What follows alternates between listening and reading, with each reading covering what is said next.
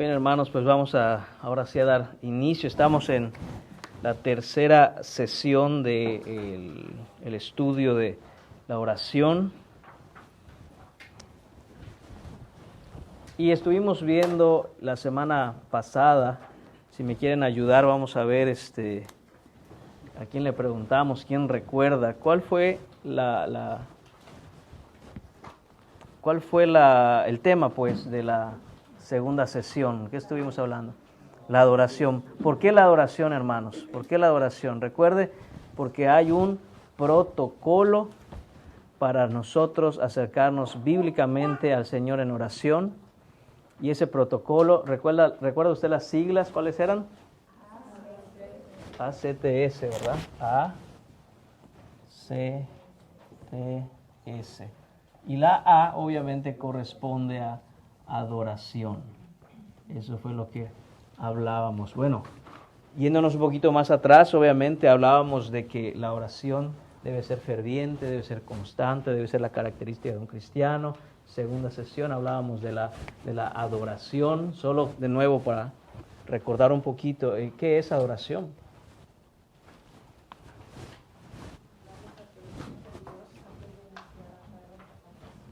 Correcto, es hablar con el Señor y decirle a Él quién es, adorarlo, alabarlo por quien Él es. Todo lo que Él es digno de alabanza, es digno de gloria a su nombre. Entonces, esa es la primera parte que nosotros debemos tener en ese protocolo. Recuerda, el protocolo son los pasos para nosotros acercarnos al Señor en oración. Hay unos pasos que se espera que nosotros hagamos. Entonces ahí está lo de la oración. Sin embargo, a pesar de que es lo primero que hacemos, en ningún momento realmente dejamos de adorar. Hay esa reverencia constante al Señor. Entonces hoy toca turno a la segunda letra de ese acróstico ACTS, y es la confesión. ¿Okay? Entonces hoy vamos a hablar de la confesión. De tal manera que cada que oremos, hermanos, recuerde, no queremos simplemente estar aprendiendo acerca de la oración, pero cuando oramos no hacemos lo que estamos aprendiendo, sino que cuando estamos orando hacemos exactamente lo que estamos aprendiendo. Entonces, espero yo en mi corazón, hermanos, que todos los que estuvimos aquí hace un momento, empezamos adorando al Señor. Empezamos diciéndole sus atributos, la grandeza de sus perfecciones, hablarle y adorarlo por quien Él es. Y obviamente no habíamos todavía entrado al tema de la confesión. A lo mejor de ahí nos fuimos rapidísimo a la S de súplica o petición, pero por eso estamos aprendiendo. Entonces, el próximo miércoles que vengamos, no solo vamos a adorar al Señor, después de adorar al Señor, vamos a confesarle al Señor nuestros pecados antes de continuar ahí, ¿ok? Entonces recuerde, la T, pues como el acróstico está en inglés, la T es de Thanksgiving, que es acción de gracias, es agradecer al Señor, y la S que es súplica o petición. Entonces, la confesión, hermanos, vemos allí en la página 11 del material la introducción. Y dice así: los cristianos deben mantenerse a cuentas con Dios y venir ante Él de manera regular, confesando su pecado. Cada vez que oramos, debemos tener una actitud de corazón quebrantado, contrito y arrepentido, para que Dios nos conceda el perdón completo. En esta sesión vamos a ver la importancia de la confesión como un elemento vital de la oración en la vida de un cristiano. Entonces, algunas cosas, hermanos, que tenemos que tener bien claras aquí. Vamos a estar hablando de eso, obviamente, durante toda la sesión. Pero la primera cosa es que, ¿por qué de la confesión? Nos dice la introducción: para mantenernos a cuentas con Dios. Para mantenernos a cuentas con Dios. ¿Cómo nos mantenemos a cuentas con Dios? Confesando nuestro pecado. Confesando nuestro pecado. ¿Cómo debe ser esa confesión de pecado? Dice ahí el párrafo que debe tener una actitud de un corazón quebrantado, debe ser contrito y debe ser arrepentido. De ahí pienso, hermanos, que conocemos tanto lo que es estar quebrantado como estar arrepentido, al menos de manera superficial, pero a lo mejor contrito no lo entendemos muy bien. No sé si alguien sabe lo que es contrito.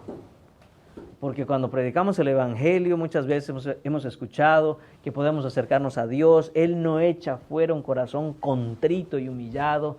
Y si ni siquiera sé que es contrito, entonces ¿cómo me voy a acercar con esa actitud si no sé qué es? Entonces, hermanos, les digo una cosa. Siempre, siempre, siempre, póngalo como un hábito. Usted está leyendo cualquier material, está leyendo la Biblia, está leyendo un libro, y apenas vea una palabra que usted no conozca, no la ignore y siga. Sino cómo va a aprender qué significa. Pare ahí y averigüe qué significa esa palabra.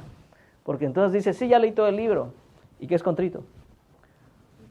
No sé. Entonces, pues, leyó, pero pasó por encima nada más. Entonces, hermanos, contrito. La palabra contrito significa tener dolor por haber ofendido a Dios.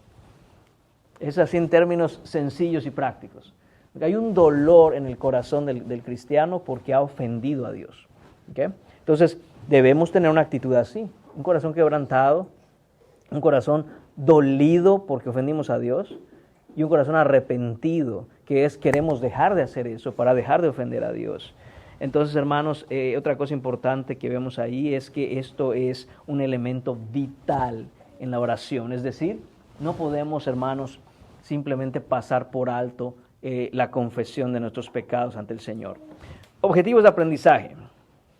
Dice, mostrar cómo el elemento de la confesión, en ese acróstico de ACTS, ese elemento o ese paso de la confesión es vital en la vida y en las oraciones de los cristianos. 2, reconocer los aspectos del verdadero arrepentimiento. Inmediatamente, hermanos, cuando vemos que dice verdadero arrepentimiento, hay algo que se presupone para que me digan que hay verdadero arrepentimiento. Y lo que se presupone es que debe haber un arrepentimiento que no es verdadero. Si no, no habría necesidad de aclarar que hay un verdadero arrepentimiento. Entonces eso vamos a estar viendo.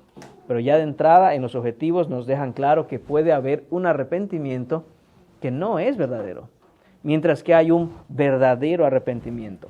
Y dice, ¿y cómo el pecado ofende a un Dios santo? Y tercero, considerar cómo se concede la misericordia y el perdón de Dios a aquellos que transgreden su ley. Vamos a estar hablando también de esa misericordia que el Señor, dice la Escritura, renueva sus misericordias para con nosotros cada mañana. Hermanos, cómo recibimos esas misericordias, cómo nosotros somos receptores de ellas a través de la confesión. El hecho de que el Señor renueve sus misericordias cada mañana no significa que automáticamente nosotros, simplemente por vivir y porque respiramos, hemos recibido nuevas misericordias. En un sentido, por supuesto, porque no hemos sido consumidos, pero realmente el experimentar esa misericordia del Señor, esa paz en el corazón, esa descarga de todo el peso de nuestro pecado. De muchas veces, hermanos, vamos por la vida y hay buenos días en donde, como he dicho otras veces, parece que andamos en el espíritu y casi flotamos, pero hay otros días que estamos arrastrándonos espiritualmente. ¿Cómo vamos a ser receptores de esas misericordias del Señor? Hermanos, es a través de la confesión de nuestros pecados. Y el pasaje clave es Salmos 51, del 1 al 17, así que voy a leerlo desde mi Biblia, hermanos, que es Reina Valera,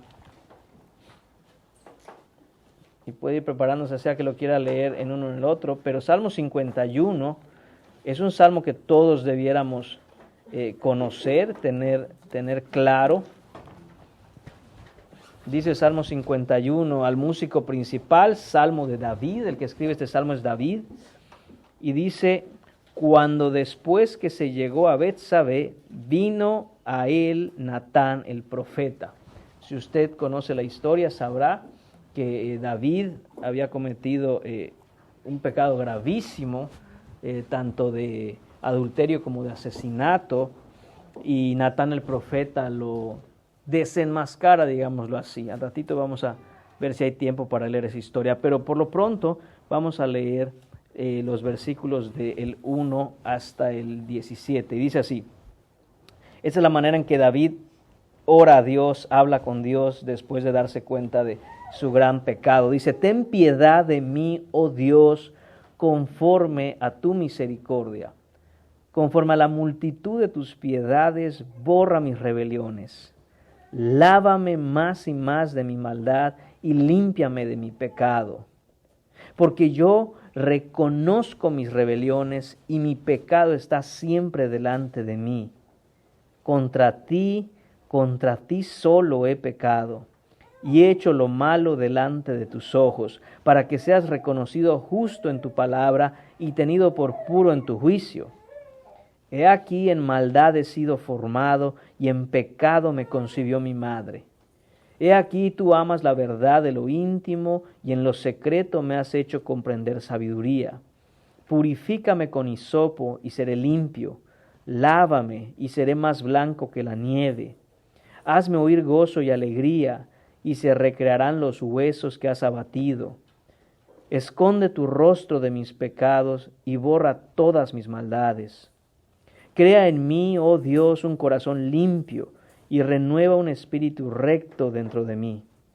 No me eches de delante de ti y no quites de mí tu Santo Espíritu. Vuélveme el gozo de tu salvación y espíritu noble me sustente. Entonces enseñaré a los transgresores tus caminos y los pecadores se convertirán a ti. Líbrame de homicidios, oh Dios, Dios de mi salvación, cantará mi lengua tu justicia. Señor, abre mis labios y publicará mi boca tu alabanza. Porque no quieres sacrificio, que yo lo daría, no quieres holocausto. Los sacrificios de Dios son el espíritu quebrantado. Al corazón contrito y humillado no despreciarás tú, oh Dios. Esa es la oración. Obviamente hay un par de versículos más ahí, hermanos, pero hasta el 17 es que vamos a leer ahora. Y entonces, hermanos, vamos a ver aquí cómo va a estar el bosquejo de esta sesión.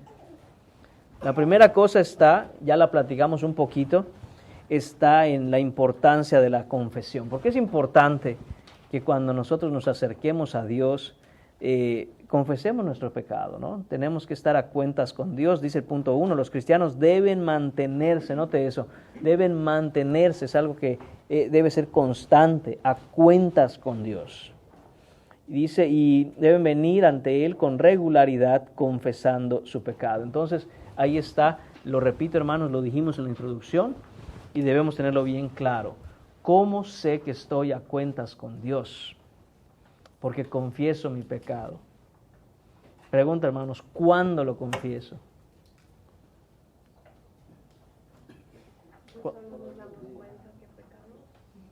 Sí, sería bueno que apenas nos demos cuenta, pero por supuesto, sin embargo, todo el tiempo estamos pecando. Si no nos damos cuenta, debemos de hacer el esfuerzo y pedirle a Dios que nos muestre cómo pecamos constantemente.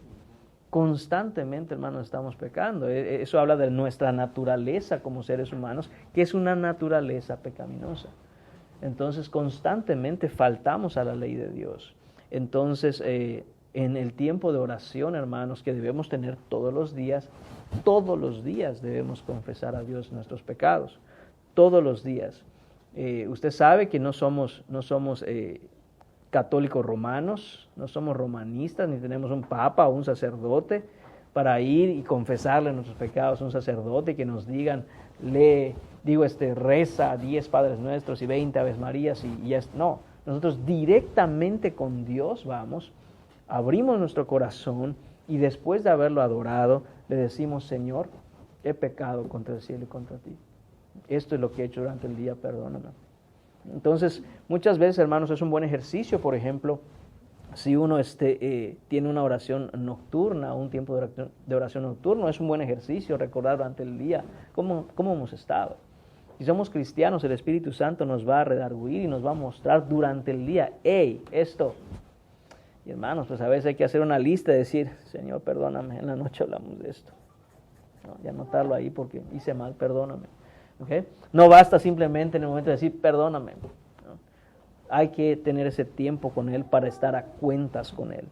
El punto 2 el número 2 del primer punto dice, la santidad de Dios debe moldear nuestra actitud a medida que nuestra confesión manifiesta el arrepentimiento genuino. Entonces, ¿qué está diciendo aquí el material, el estudio, la guía de estudio? Nos está diciendo, hermanos, que cómo nosotros vamos a poder darnos cuenta de que pecamos contra Dios. Solo si conocemos la santidad de Dios. Si no conocemos la santidad de Dios, es imposible realmente saber qué tanto pecamos. Es imposible. Si nosotros nos comparamos con otras personas, humanamente tendemos a compararnos con personas que hacen cosas más malas que nosotros. Por lo tanto, nosotros salimos victoriosos de esa comparación. O comparamos fortalezas nuestras con debilidades de otros. Entonces, ¿quién sale como el campeón de esa comparación? Pues uno mismo. Si yo estoy bien. Si alguien tiene que confesar su pecado, arrepentirse, es él. Y cuando vemos el pecado en otros, es fácil decir, oh, mira, porque yo no estoy haciendo eso. Pero si las cosas fueran al revés y comparan nuestras debilidades con las fortalezas de otros, nosotros salimos perdiendo. Y sin embargo, ninguna de las dos cosas es la que se debe hacer. Lo que se debe hacer, hermanos, es mirar a Cristo. Es mirar a Dios y ver el carácter de Dios. Y cuando miramos a Cristo y vemos el carácter de Dios en Él, nos damos cuenta, hermanos, que estamos perdidos. Nos damos cuenta y nos debe doler que no somos como Cristo todavía. Que hay áreas de nuestra vida que van creciendo en conformidad al carácter de Cristo, pero otras áreas, hermanos, las tenemos bien descuidadas. Y eso nos debería doler. Entonces, ahí es donde realmente nosotros vemos esto que dice aquí, ¿no? Que esa santidad de Dios debe moldear, debe dar forma, debe hacernos saber pues esta actitud de confesión. Porque si nosotros pensamos que no necesitamos confesar nada, hermanos, estamos bien perdidos. Porque de nuevo, constantemente quedamos cortos a los estándares de Dios. No llegamos a la medida que Dios nos pide que vivamos. Entonces, vamos a Él para buscar ¿qué cosa? Ese arrepentimiento genuino. ¿Okay? Y eso conecta con el segundo punto del bosquejo. Y es lo que les decía también en la introducción. Hay un arrepentimiento que es verdadero, mientras que hay un falso arrepentimiento. Y hermanos, hasta de eso tenemos que arrepentirnos y confesarle a Dios. Señor, a veces he venido en arrepentimiento y mi arrepentimiento no es genuino, no es verdadero. Hay un arrepentimiento que no es verdadero. Entonces, solo para tener claro esto, ¿no? El arrepentimiento o la palabra arrepentimiento significa bíblicamente dar la vuelta, darnos la vuelta y movernos en la dirección opuesta a donde íbamos. Esa es la idea del arrepentimiento. La idea del arrepentimiento es alguien que está caminando sobre una dirección y en un punto se da la vuelta y empieza a caminar hacia la otra dirección.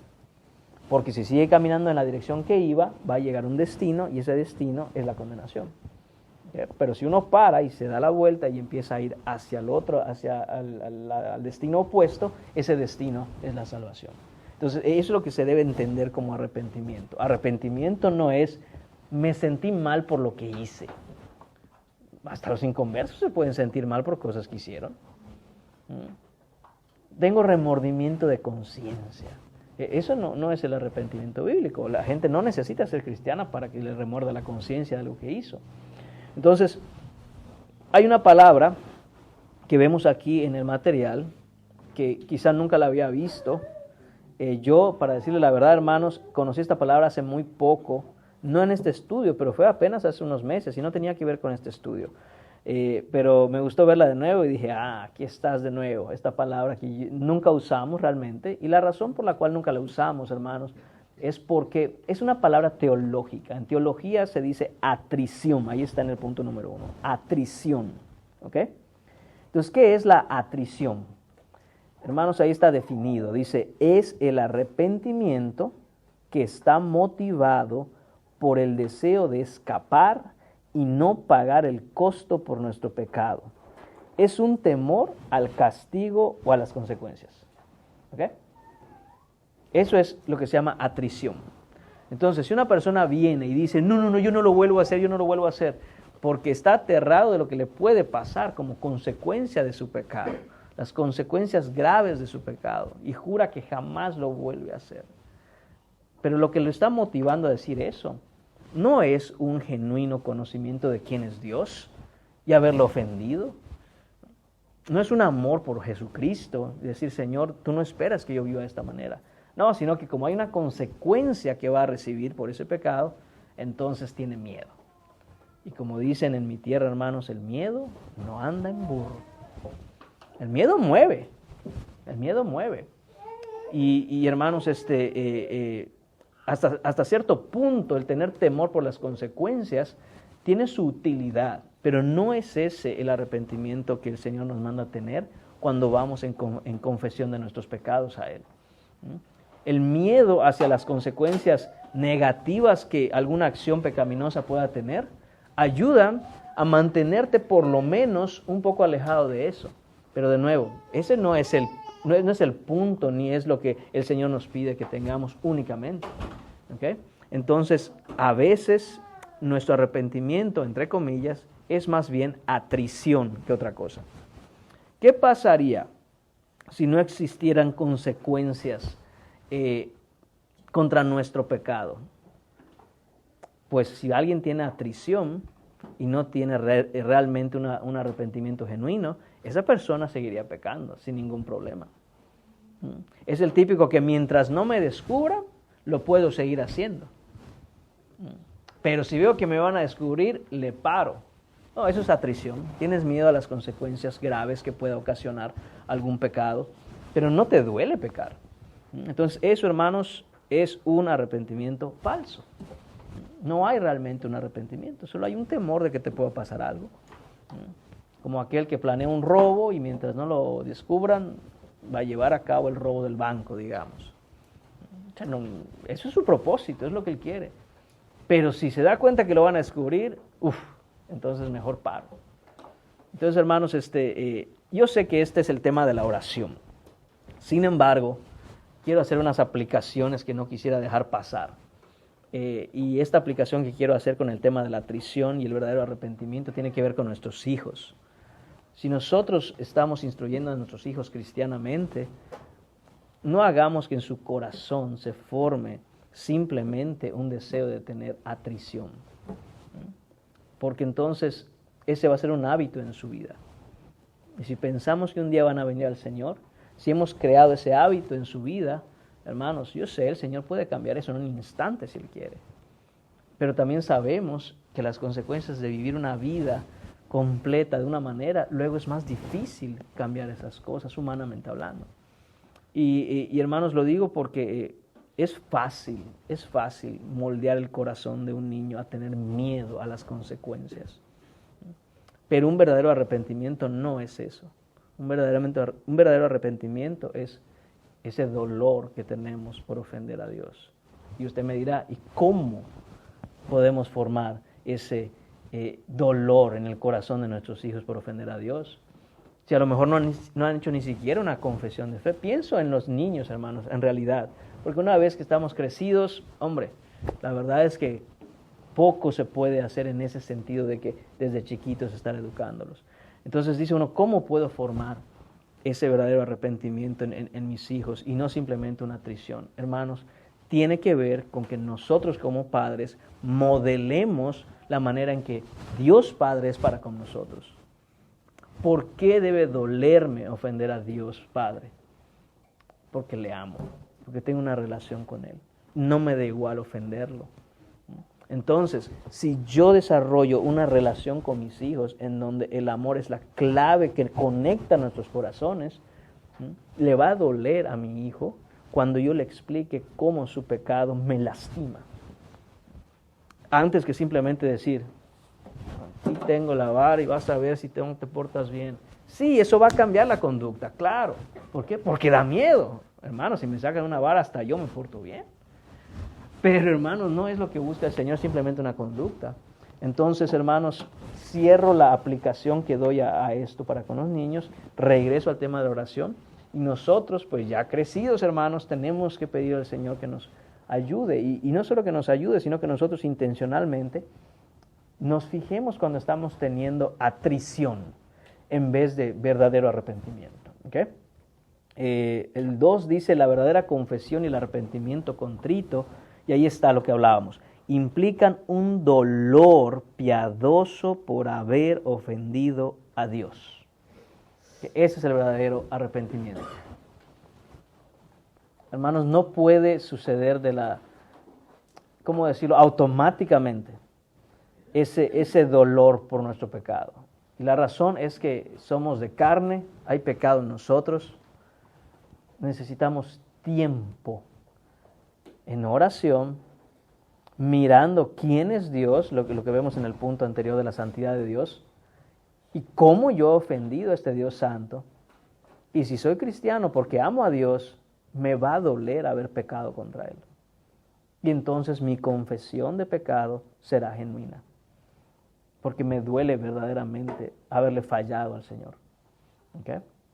Entonces no es simplemente ponerse de rodillas y mecánicamente decir, Señor, perdóname, creo que no debe haber insultado a esa persona en la calle, en el tráfico, ¿no? Bueno, también Él se lo buscó porque se me metió, tú sabes las cosas, ¿eh? No es eso, ¿no? Sino decir, Señor, te ofendí, tu santidad perfecta, yo la ofendí, perdóname, me duele ofenderte. Entonces necesitamos tiempo para meditar por la Escritura en la santidad de Dios, en los atributos de Dios, en el sacrificio de Cristo, y ver mi pecado a la luz de eso. Y hermanos, debe dolerme. Fíjense cómo son las cosas. No sé si todos han visto la película La Pasión de Cristo. ¿Okay? Es una película muy gráfica y muy cruda. Creo que para un cristiano es relevante verla. Para un no creyente, no hay contexto en esa película. Es una película al mismo tiempo muy buena, al mismo tiempo muy mala. ¿Por qué lo digo? Porque muy buena para el cristiano que entiende todo lo que está viendo. Dice, yo sé por qué está pasando todo eso. Pero para un no creyente no hay ningún contexto. Simplemente dicen, es una historia de la Biblia, y eso dice la Biblia que pasó, okay. Le puede gustar al no creyente o no gustarle, pero si el cristiano que sabe lo que está viendo, entiende todo el contexto. Y hermanos, uno la ve y uno la llora. Es más, hubo gente inconversa que la lloró, porque ver que a un hombre lo traten de esa manera. ¿Y por qué digo todo esto de la película?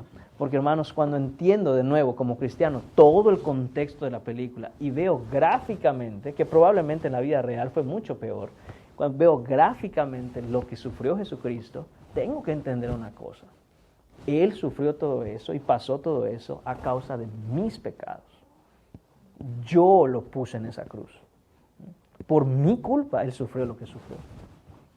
Entonces, hoy, en el 2024, en mi vida diaria, peco y recuerdo que yo lo puse en esa cruz por mis pecados. Y debe dolerme. Pero si yo no estoy constantemente yendo a ver la santidad de Dios, yendo a ver la persona de Cristo, la obra de Cristo, el sufrimiento de Cristo, me da igual pecar. Moralmente sé que no debería pecar, pero no me duele cuando peco, sino que digo, ok, creo que estuvo mal eso que hice. Pero de ahí a que haya un dolor, es fácil movernos de no debía hacerlo, a tener atrición y tener miedo por las consecuencias, pero cristianamente llegar al tema de me duele haber pecado contra ti, Señor. Eso solo puede venir porque estamos meditando en la Escritura. Vemos quién es Cristo, vemos por qué murió y veo qué es lo que yo hago y qué es lo que yo hice y por qué pequé. Y entonces hay un dolor en mi alma. Y le pido al Señor que me perdone. Señor, perdóname porque pareciera que el sacrificio de tu Hijo Jesucristo me da igual. Y soy cristiano. Entonces hay como un shock en mi mente y en mi alma y produce un dolor el haber pecado. Entonces, eso es lo que queremos, a lo que queremos llegar, hermanos, a ir a una confesión delante de Dios y decir, Señor, perdóname, me duele haberte ofendido. Entonces, imagínese esto. ¿Cómo ora tanto tiempo la gente que ora? Pues imagínese todo el tiempo de oración que usted le quiera poner. De nuevo, mientras más madura un cristiano en oración, más quiere pasar tiempo adorando. ¿Qué le gustan así rápido? Que uno dice, ay Señor, perdóname, me gustaría seguir adorándote, pero tengo determinado tiempo para hacerlo. ¿Qué le gusta? ¿20 minutos? ¿Ah? Quizá. Y luego pasamos a la confesión. Jesús oraba largo, hermanos, y no tenía ningún pecado que confesar. ¿Y nosotros? Pues este tiempo también va a ser largo, hermanos. Va a ser largo.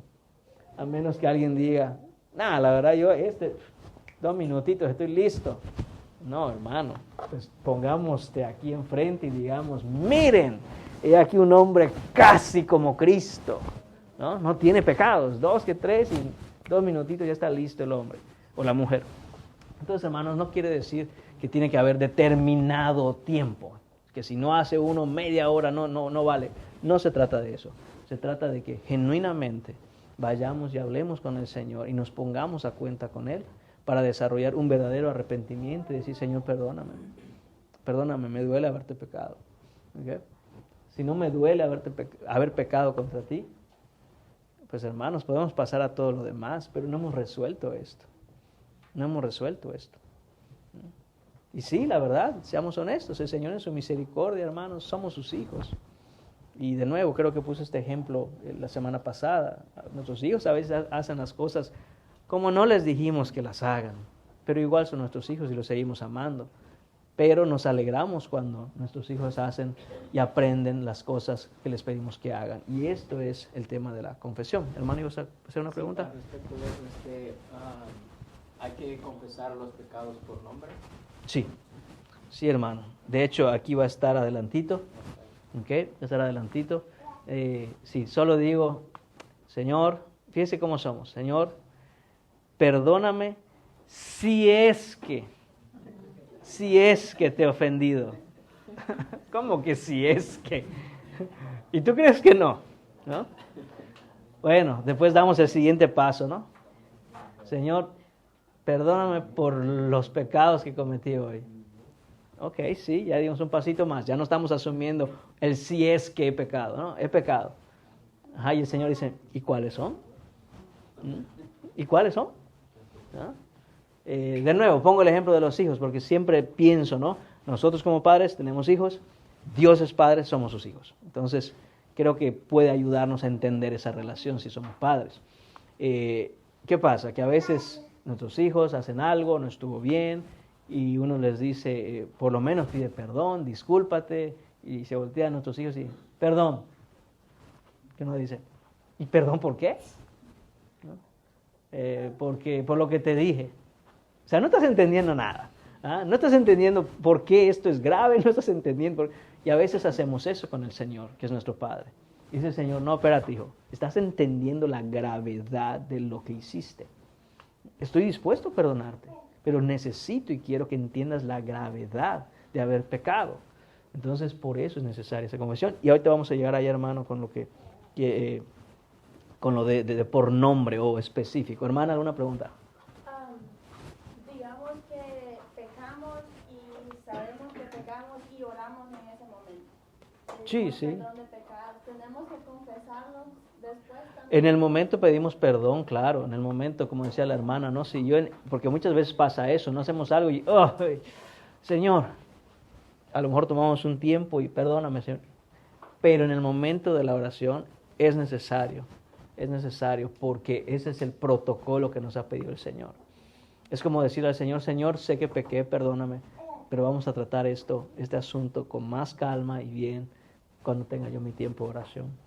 Eso sería lo adecuado, hermano. Buena pregunta. ¿Alguna otra pregunta, hermanos? Hasta aquí vamos en el inciso B.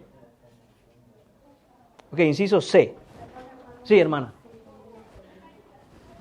Cuando uno sabe, como venimos hablando de que uno peca y no se da cuenta, a veces no se da una cuenta, pero cuando uno se da cuenta y viene y confiesa el pecado, pero entonces eso sigue siendo una lucha para la persona, ¿qué es lo que podría llegar a proceder después de eso? Porque a veces pasan esas cosas. Hermano, tenemos que confesar nuestro pecado constantemente. Constantemente, una y otra vez. ¿Y qué es lo que va a pasar? Hermanos, hay rasgos de nuestro carácter, hay malos hábitos en nuestras personas, hay un montón de cosas que son pecaminosas en nuestras vidas, de todos. Y cuando volvemos a caer, cuando volvemos a fallar, uno le da vergüenza. Si usted es como yo, da vergüenza. Casi que uno dice, Señor, otra vez soy yo, Señor, otra vez lo mismo. Pero hermanos, eso es lo que nos pide el Señor. Que no esperemos, que no seamos tardos para correr a Él, para pedirle ayuda. Entonces, hermana, es una lucha constante. ¿Qué pecados vamos a tener antes de morir? A punto de entrar a la gloria. Después, primeramente Dios, de muchos años de ser cristianos y estar en un proceso de santificación, vamos a tener pecados. Y algunos de esos pecados quizá van a ser pecados con los que debemos haber estado luchando toda la vida. Por eso muchas veces el momento del cristiano antes de morir, una de las cosas que causa gozo es que por fin esto va a parar, esta lucha va a parar. No es excusa para decir, bueno, entonces hay chance. No es excusa. Pero la realidad es que cada cristiano que muere, genuino, cada verdadero cristiano, muere y tiene pecado. De hecho, una de las cosas que enseña la Biblia es que por eso es que es necesario morir. Para que el Señor acabe con todo pecado que hay en nuestra carne. Y el día que resucitemos con el nuevo cuerpo que nos dará, que es un cuerpo glorioso, ya no hay pecado en él. Entonces para el cristiano no solo es un paso la muerte que todos debemos de obviamente, tenemos que pasarlo, pero también es una necesidad. Es una necesidad. ¿Y cómo son las cosas, hermanos? Cuando en el mundo pensamos en la vejez, pues a lo mejor la gente lo ve como algo negativo únicamente. Sin embargo, la vejez en la Biblia no es vista como algo negativo. Se espera que en todo ese tiempo el cristiano ha ido mejorando y mejorando y mejorando por la santificación que tiene, y debe ser un hombre o una mujer que mientras más años lleva en el Evangelio, más sabio es, más se parece a Cristo. Y los años en el Señor, no simplemente ser viejo por ser viejo en el Señor, se espera que poco a poco haya menos pecado en nosotros, de tal manera que debemos añorar, continuar en el Señor y envejecer en el Señor, para decir, quiero saber, quisiera yo ver dentro de 2 décadas o 3 décadas qué pecados ya no voy a tener, porque el Señor no miente, Él comenzó la obra, Él la está perfeccionando.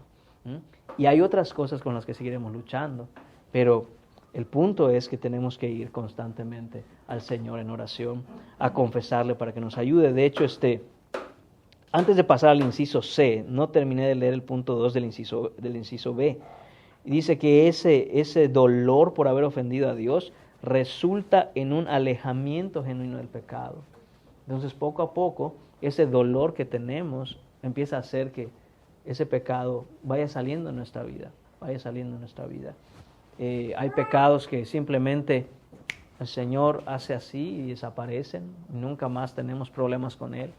Hay otros pecados en donde, hermanos, parece que está como un león al acecho a ver en qué momento vuelve a salir. Entonces nosotros tenemos que estar constantemente alertas de todo eso. Ahora sí, inciso C, dice la confesión como elemento de oración. Dice, el Salmo 51 ilustra el arrepentimiento contrito. Recuerde, contrito, dolor por haber ofendido al Señor. Dice que David tuvo por sus pecados. 2 dice, al ser confrontado por Natán, David despertó a la realidad de su culpa y la gravedad de sus crímenes de adulterio y asesinato. Voy a hacer una pausa aquí en el número 2. No quiero asumir que todos conocen la historia. De hecho, creo que no todos conocen la historia. Así que vamos a 2 de Samuel capítulo 12. Y hay algunas cosas que, además de leerla, quisiera que veamos. En 2 de Samuel, capítulo 12.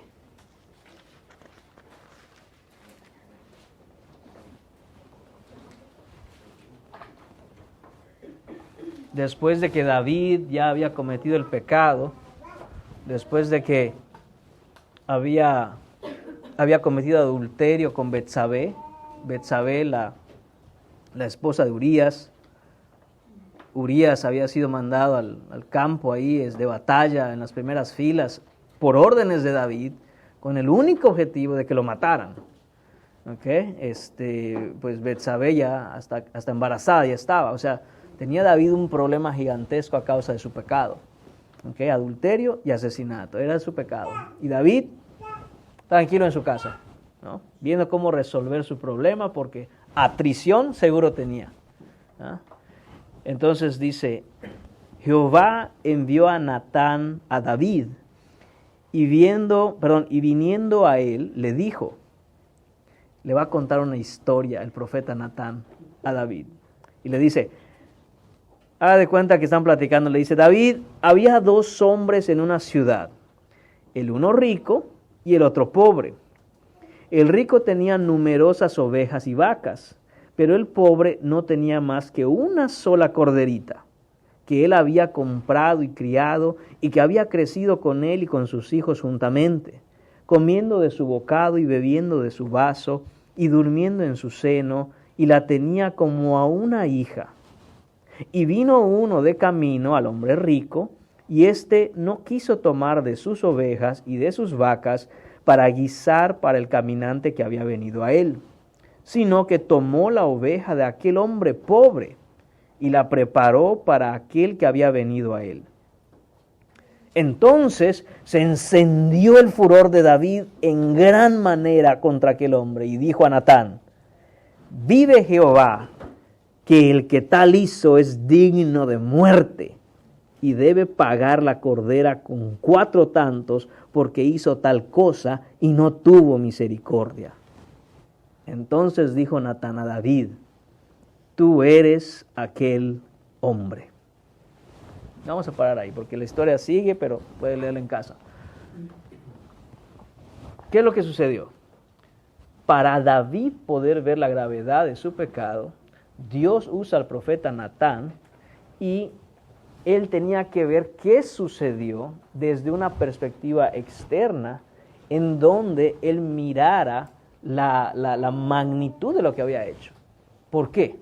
Porque es más fácil y más, digamos, lógico mirar el pecado de otro que justificar nuestro propio pecado. Entonces Natán le dijo, te voy a contar la historia de qué hizo este hombre y dime qué piensas de él. Hizo así, así, así, así. ¿Qué? ¿Cómo es posible? Muerte hay que darle a ese hombre. Bueno, ese hombre eres tú, porque eso fue lo que tú hiciste. Entonces, hermanos, ¿a qué viene todo esto? Bueno, debemos recordar que nuestra condición pecaminosa, hermanos, es una condición que nos deja ciegos a nuestro propio pecado. Y eso quiere decir que cuando nosotros vemos el pecado en otros, hermanos, muchas veces somos muy rápidos para juzgar. Y debemos recordar que nosotros también somos pecadores y que nosotros también, si nos miráramos desde fuera, dijéramos, ese hombre soy yo. Ese hombre soy yo. O esa mujer, si usted es mujer, obviamente, ¿no? Entonces, de esa manera es como se produjo en el corazón de David esa contrición, no atrición simplemente, sino contrición. Es decir, un corazón contrito, un dolor por haber pecado contra Dios. Y es por eso que él escribe el Salmo 51, que ya leímos. Porque él se da cuenta de lo que hizo y se queda como, Dios mío, ¿qué hice? Sabía que estaba mal, pero no entendí la gravedad hasta que por parte de Dios viene el profeta Natán y le dice esto. Entonces dice el punto 2 del inciso C, al ser confrontado por Natán, David despertó a la realidad de su culpa y a la gravedad de sus crímenes de adulterio y asesinato. 3. Como seres humanos caídos, tendemos a racionalizar nuestros pecados, explicar nuestros pecados a nosotros mismos y detener la voz acusadora de nuestras propias conciencias. Ahí hay otra cosa, hermanos, que debemos entender que nos sucede constantemente, y es esa palabra que dice racionalizar. ¿Okay? Racionalizar. Es el mecanismo de defensa de la carne por excelencia. ¿Qué significa racionalizar? Escribí aquí una definición, hermanos, así medio, tratando de que quede claro. Es pensar que siempre hay una justificación que hace sentido y hay razones lógicas para declararme a mí mismo inocente de mi pecado. ¿Okay? Voy a repetirlo ahí por si lo quieren anotar. Es pensar que siempre hay una justificación que hace sentido y hay razones lógicas para declararme a mí mismo inocente de mi pecado. Entonces yo empiezo a pensar y digo, bueno, pero sí está mal, pero y hay razones que mi propia mente me convence. ¿Por qué? Porque estoy sintiendo el peso de la voz acusadora de Dios que me dice, eso es pecado. Entonces, para que yo no me moleste ese peso, en mi mente empiezo a hacer ideas, razones, justificaciones, para que yo me sienta tranquilo y no tener que ir a hablar con Dios de esto y dolerme delante de Él. De hecho, con un hermano comentaba esto hace un par de semanas, que está en un trabajo, digamos, un hombre, y entonces en ese trabajo le dan la confianza de entrar a la casa, y de pronto ve ahí tirado casi en la basura un objeto de valor para él. Y uno dice, me lo voy a llevar. Total, no lo van a ver. No, eso es pecado. Entonces empieza la cabeza. La gente de aquí ni necesita esto. Mira qué ricos viven. Esto que ya te lo van a tirar. Agárralo, llévatelo. Ni cuenta se va a dar la persona. ¿O tú crees que van a estar buscando dónde acabó aquel aparato viejo? No. Capaz ya lo van a tirar y luego tú te lo podías haber llevado. Entonces la cabeza empieza, hermano, tratando de convencerme de que si lo agarro y me lo llevo, no estoy robando. Pero el Espíritu dice, no. Eso es robar, punto. Que lo necesiten, que no lo necesiten, que se dé cuenta el dueño, ¿no? Que si lo van a poner en la basura, eso no es asunto tuyo. Si tú lo agarras ahí y te lo llevas, estás robando. Diferente es que si lo ponen en la basura y uno dice, hey, ya no sirve, y la persona le dice, sí, llévatelo, lo quieres, está bien, a mí ya no me sirve. Oh, diferente. Pero que yo me lo lleve así, es robar. Y probablemente mi mente empieza a racionalizar, a convencerme y a justificarme de que si no le estás haciendo daño a nadie, ¿qué tiene de malo? Y así empieza, hermano. Entonces, cuando le damos vuelo a esas ideas, esas justificaciones, fácilmente racionalizamos y decimos, es que, mira, tú no me entiendes, lo que pasa es que, sí, se escucha mal, pero escúchame tú primero. Y empezamos a justificarnos, ¿no? Entonces, hermanos, es muy fácil, la carne hace eso rapidísimo, hermanos. Nuestra carne es experta en hacer de hecho. Es experta. Entonces nosotros tenemos que decir a la carne, no.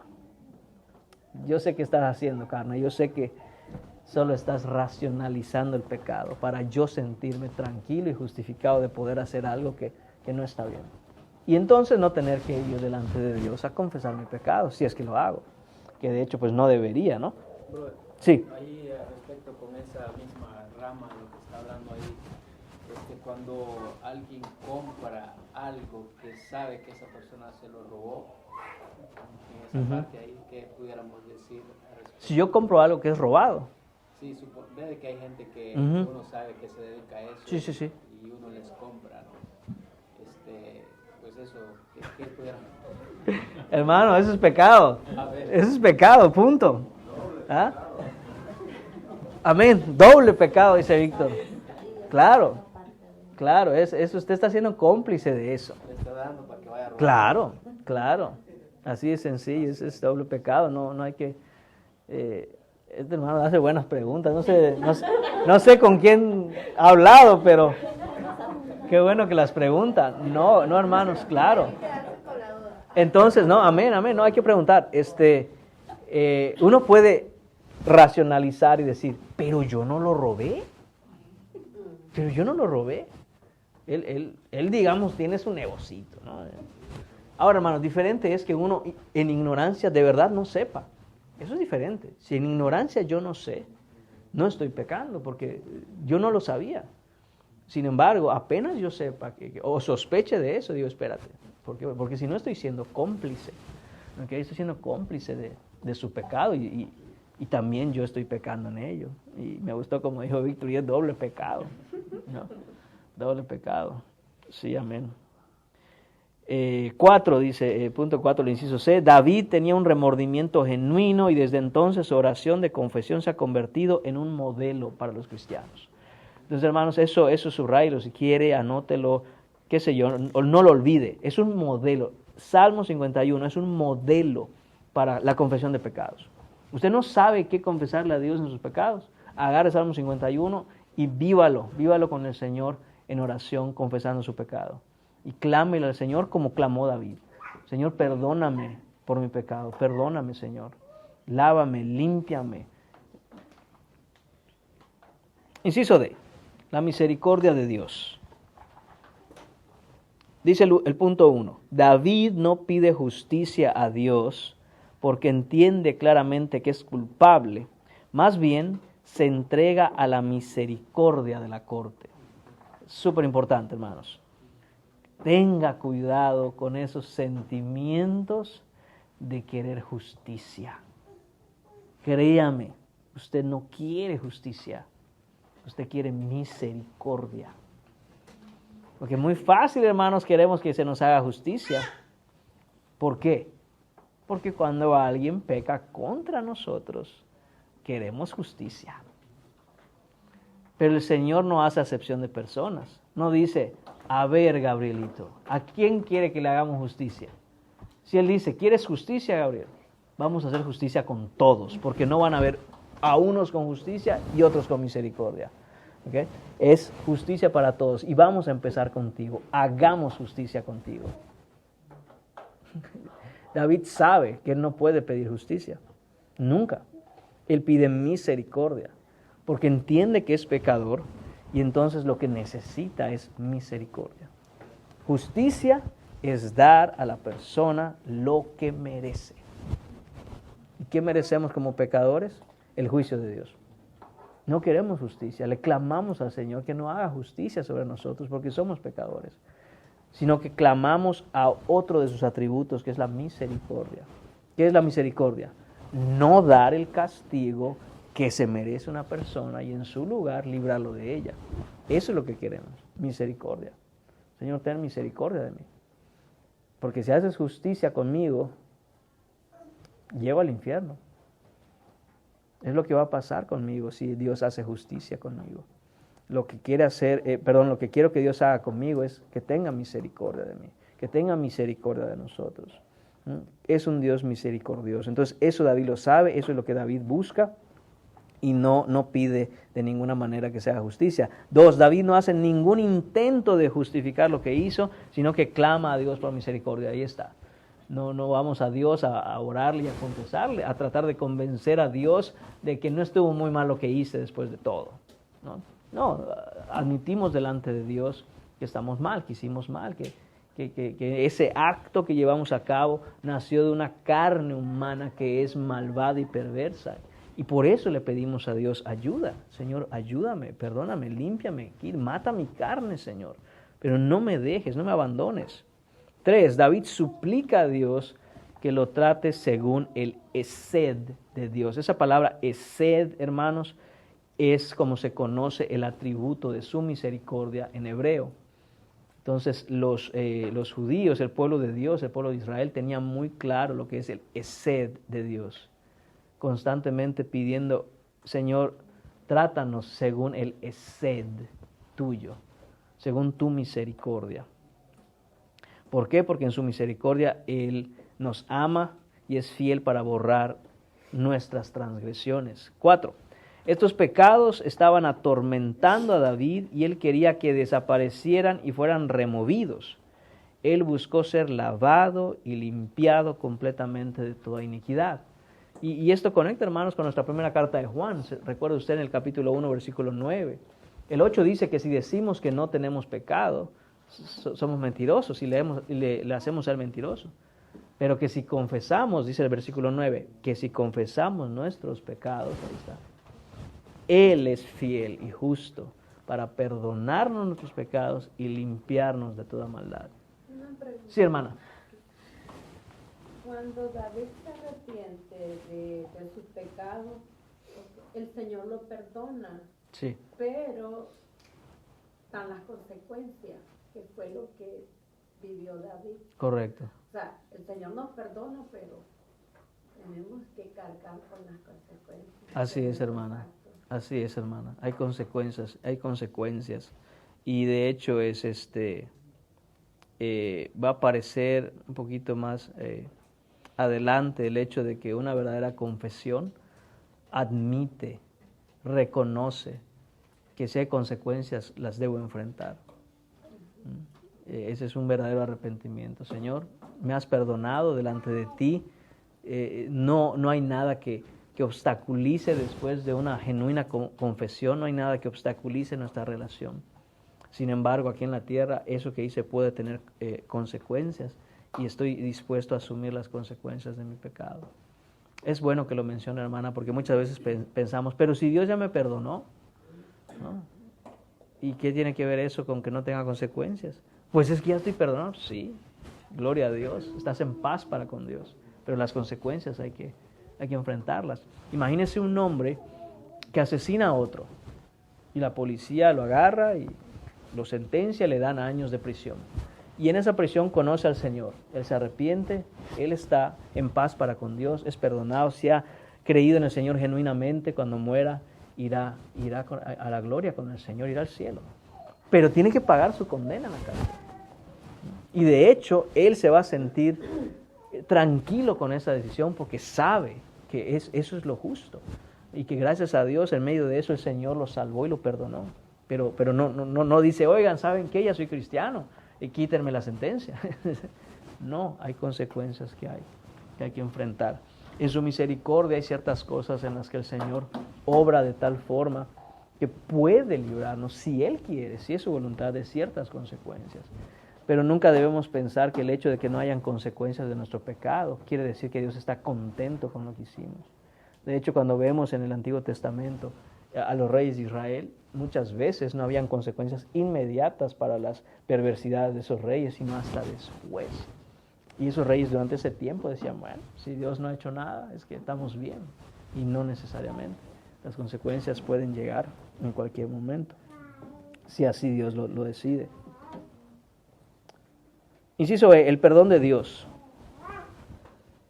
Dice, Dios tiene la capacidad, el poder y el espíritu para cambiar las manchas sangrientas de nuestras manos y hacerlas absolutamente blancas. Hermanos, esto, amén, ¿verdad, hermano? Esto es así, esto es tan alentador, nos debe dar ánimo, debemos tener esto en mente y decir, Señor, en mi tiempo de oración, quiero no solo adorarte, quiero ir a confesar mis pecados por esto que acabamos de leer. Obviamente está parafraseado, pero si quieren encontrarlo en la Biblia, es Isaías capítulo 1, versículo 18.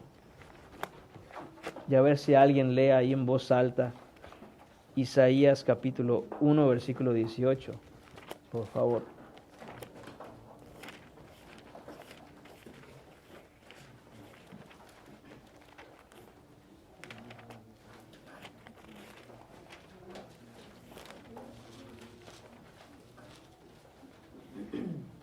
Voy. Dele, hermano. Digo, vos, Coto. Sí, por favor. Venid ahora y razonemos, dice el Señor. Aunque vuestros pecados sean como la grana, como la nieve serán emblanquecidos. Aunque sean rojos como el carmesí, como blanca lana quedarán. Amén. Entonces, hermanos, ahí está lo que el Señor promete. Hay muchas promesas que podemos, en las que podemos nosotros descansar. Y a veces incluso hay cosas que no son promesas y las queremos reclamar como promesas y no deberíamos. Pero esta es una cosa que el Señor promete y en esta sí deberíamos descansar plenamente y reclamarla siempre. Que si nosotros confesamos nuestros pecados, Él limpia. Imagínense la escena que pone, ¿no? Tanto en la guía de estudio como en el versículo. Dice la guía de estudio, si nuestras manos estuvieran manchadas de sangre, como que hubiéramos asesinado a alguien, y viene la policía y nos mira y ve el cuerpo ahí tirado y ve nuestras manos llenas de sangre. Dice, tú eres el culpable, no hay otro, no hay nadie más aquí. Dice el Señor, yo puedo limpiar tus manos, que sean completamente limpias y blancas, de tal manera que todo el que lo vea, este no es culpable, porque te he perdonado. Él puede hacer eso, ¿no? Y es lo que dice Isaías. En Isaías 18, esta es la parte que dice, venid luego, estoy leyendo desde Reina Valera 60, venid luego, dice el Señor, dice Jehová, y estemos a cuentas. Pues ahí está. Esa parte que el hermano leyó que dice razonemos. Reina Valera dice pongámonos a cuentas. Significa sentémonos, ¿no? Hablemos, pensemos entre los dos cómo estamos, ¿no? Y lleguemos a un acuerdo. Y ese acuerdo es este. Tú te arrepientes, yo te perdono. Ya está. Entonces, ¿por qué no correríamos, hermanos, a confesar nuestros pecados? Debemos correr constantemente a reconocer delante de Él que hemos pecado y que necesitamos su perdón constantemente. Punto 2 del inciso E dice, Dios quita nuestras transgresiones, importantísimo, hermanos, importantísimo, y no las recuerda más. Una vez que el pecado es perdonado por Dios, es removido del registro y borrado, y Él nos hace limpios a sus ojos. ¿Quiere el versículo? Isaías, ahí mismo, pero en el capítulo 43, versículo 25. Isaías 43, 25. Y también a otra voz ahí de hermano o hermana, piadosa, que nos lea el versículo. Isaías 43, 25.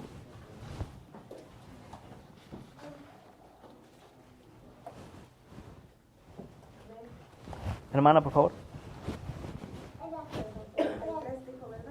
Capítulo 43, versículo 25. Yo soy el que borró tus rebeliones por amor de mí mismo, y no me acordaré de tus pecados. Hermanos, escuche eso.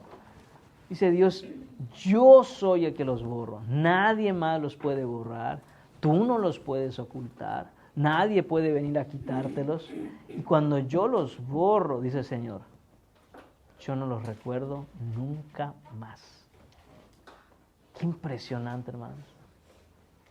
Satanás es conocido en la Biblia con diferentes nombres según las cosas que hace y cómo opera. Una de esas cosas, uno de esos nombres es el acusador. ¿Qué es lo que hace Satanás? Satanás acusa constantemente al ser humano delante de Dios para que Dios haga justicia y los destruya. Esa es la manera en que Satanás opera. Desde el principio, engaña a Adán y Eva, ellos pecan, entonces va con Dios y dice, ahí están tus hijitos, ¿dónde está tu justicia? ¿Dónde está tu justicia? Esa es la acusación que tuvo Satanás desde el jardín del Edén hasta que Jesucristo estuvo en la cruz. ¿Dónde está tu justicia, Dios? No que eres un Dios justo. Mira, te voy a decir todos los pecados que éste ha cometido. Está acusando constantemente. Por eso Romanos capítulo 3, versículo 23 dice que el Señor en su paciencia soportó todas esas transgresiones y puso a Jesús en la cruz para que entonces su justicia sea manifestada en este siglo, de tal manera que Satanás no tiene nada que decir. ¿Querías justicia? Ahí está la justicia, mira la cruz. Pero a ellos no los destruyó. Como inicialmente quería Satanás que fueran las cosas. ¿Okay? Es por la obra de Jesucristo, hermanos. Y una vez que eso es hecho, dice el Señor, no recuerdo tus pecados. Entonces, hermanos, es impresionante que uno mismo pudiera recordarlos. Y dice Dios, pero yo no. O que alguien viniera y le dijera a Dios, te voy a decir que hizo tal, tal y tal y tal. Y dice, Señor, no me acuerdo. O yo mismo decirle a Dios, Señor, yo sé que tal y tal cosa, hice esto. No sé de qué me hablas. No me acuerdo, no sé. Me dio amnesia, no lo recuerdo. Hermanos, no es que Dios pueda olvidar algo, no sepa algo. La idea aquí es mucho más impresionante que eso. Él de manera intencional, voluntariamente, pone esos pecados en un lugar donde ni Él mismo quiere recordarlos. Como si no existieran, hermano. Otra pregunta. Sí. Pero cuando estemos en el juicio con el Señor, toda nuestra vida va a pasar. Amén. Y ahí hasta los pecados que teníamos antes de que viniéramos a Él y pidiéramos perdón. Recordemos que hay dos juicios, hermanos, diferentes. Uno para los creyentes, uno para los inconversos. Para los creyentes, nos vamos a presentar ese día en el juicio, y cuando abran ese rollo con todo lo que hicimos, ahí donde hubieron pecados, está borrado. Porque es lo que dijo el Señor que va a hacer. Por la obra de Cristo, borrado, borrado. Todo lo que está escrito ahí, hermana, todo lo que está escrito ahí, hermanos, son las veces que hemos honrado al Señor, que hemos obedecido al Señor, que hemos alabado al Señor, y nuestra vida delante de Dios aparece perfecta. Pero ¿quién borró todo lo demás? La sangre del Cordero. Para el inconverso es justo al revés. Se va a presentar al juicio, van a mostrar el rollo de la vida de ese inconverso, y todas las cosas que él hizo que pudieron de alguna manera haber honrado al Señor, no aparecerán. ¿Por qué? Porque no fueron ellos los que lo hicieron, sino Dios a través de ellos en su gracia general, y les será quitado, dice el Señor. Y se presentarán delante de Dios como culpables de todos los cargos. No va a haber una sola cosa que puedan encontrar que digan, ah, mira, hizo aquí algo bueno. Nada de eso va a haber. Del mismo modo que los cristianos genuinos no les van a encontrar nada de decirles, mira esto, mira aquello. En el juicio para los cristianos, que es delante del trono blanco, así se conoce en Apocalipsis, delante del trono blanco, van a ver todo lo que hemos hecho para Dios, y de acuerdo a lo que hemos hecho, nos van a dar galardones, premios, recompensas, coronas, la corona de vida que Dios ha prometido a los que le aman. ¿Para qué? ¿Para nosotros? No, dice Apocalipsis que para que cuando estemos delante del Señor Jesucristo, nos quitemos nuestras coronas y las pongamos a sus pies. Eso es lo que va a suceder, hermano, allá. Pero es una muy buena pregunta, porque a veces no diferenciamos que hay un juicio para los inconversos y hay un juicio para los creyentes. Pero el juicio de los creyentes, uno entra allá, hermanos, gozoso. Uno entra gozoso, porque va con Jesucristo. Va con Jesucristo. Se lo explico a mi esposo, me va a decir, viste, por eso no me gusta, porque ustedes piensan de una manera tan... Pues pensamos lo que dice la Biblia. ¿Qué versículo podríamos usar para ¿Qué cosa? para esa explicación? Porque pues sí, a veces hay gente que pregunta ahí. Amén, amén. Hagamos una cosa, les doy los versículos, porque obviamente todo lo que les dije es un resumen de varias cosas que dice la Biblia en varios lugares. Tesalonicenses, por ejemplo, Apocalipsis es otro, en Juan hemos visto algunas cosas de esto también. Entonces hay varias cosas, pero hagamos eso. Les doy los versículos para explicarles cómo va a ser el juicio de los inconversos, cómo va a ser el juicio de los creyentes. Y están los versículos ahí, hermanos. ¿Qué hora tenemos? A ver, creo que ya le vamos a parar aquí para no avanzar simplemente por avanzar, sino que vayamos tomando el tiempo de ir entendiendo lo que estamos hablando. Entonces paremos. Ah, sí, perdón, hermano, ¿cuál es la pregunta? Hay personas que, pues uno, al escuchar esto, como dice, le duele el corazón. Hay personas que dicen que Dios es injusto. Y pues, yo pregunto porque estamos aprendiendo que Satanás fue esa persona que decía, viendo que en la forma que él, ¿dónde está tu justicia? Y yo decir, tú eres injusto. Entonces vemos este corazón que estas personas tienen. Imagínense, después de la cruz, pues Satanás dio la justicia de Dios. Y como usted dice, no tuvo más que hoy estas personas como se llenan la boca de decirle a un Dios injusto después de todo lo que ha hecho. Entonces, esa pregunta la tengo porque he escuchado hace poco a personas que dicen esa palabra, que Dios es un Dios injusto. Es terrible acusar a Dios de injusticia. De alguna manera esto que comentas, hermano, creo durante la predicación primeramente Dios de este domingo, vamos a escuchar algo de eso. Les pido me tengan en oración. El pasaje, hermanos, es muy duro, y toca un poco el tema de aquellos que se atreven a blasfemar a Dios Y justo lo que Dios es, ellos dicen que no es. Si Dios es justo, ellos dicen no, Dios es injusto. Si Dios es bueno y Dios es bueno, ellos dicen no, tu Dios es malo, ¿no? Y así con cada uno de sus atributos que podamos poner, ¿okay? Ellos lo niegan directamente. Entonces, sí, duele en ese sentido escuchar ese tipo de cosas, pero nosotros tenemos que confiar en que todas las cosas que Dios ha hecho tienen un propósito y al final es para su gloria. Lo que nos toca a nosotros es aprender a cómo Dios trata con esa gente. ¿Cómo Dios trata con esa gente? Porque Dios trata con todo ser humano de una forma u otra, trata con cada uno de los seres humanos y como dije, primeramente Dios este domingo que tengamos la predicación va a conectar con este tema de gente que blasfema el nombre de Dios y le puede decir incluso que Dios es injusto, no tienen ni idea de lo que es la justicia, mucho menos de quién es Dios, entonces por eso hablan sin saber. Muy bien, hermanos, vamos entonces, como dije, a parar aquí. Ahí va a quedar una sesión 3, parte 2 o parte B, como lo quiera usted entender.